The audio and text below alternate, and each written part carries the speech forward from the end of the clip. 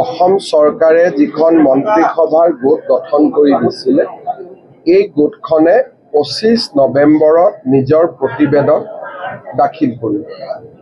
তাৰ পিছত বিধানসভাত প্ৰতিবেদনখন যাব, বিধানসভাই আলোচনা কৰি যিয়ে সুস্থিৰ সিদ্ধান্ত দিব তাকে লৈ আমি আগবাঢ়িব লাগিব।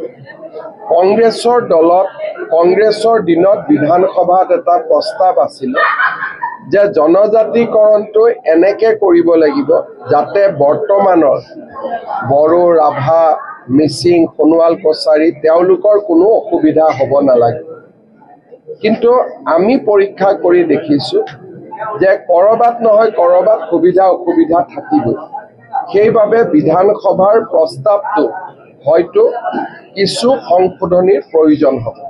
সেইকাৰণে আমি 25 নৱেম্বৰলৈকে অপেক্ষা কৰিব লাগিব।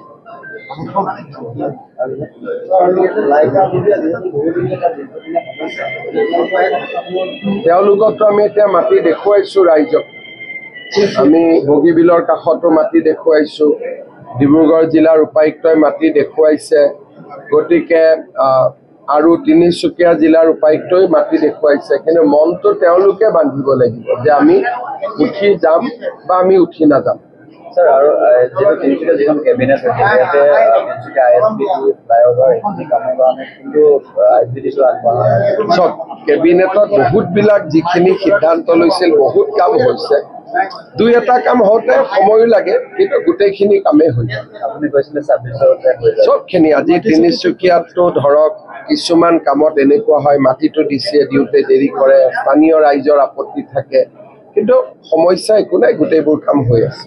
যিকোনো খবৰৰ বাবে যোগাযোগ কৰক 7099017330 লগতে 7099017110 নম্বৰত।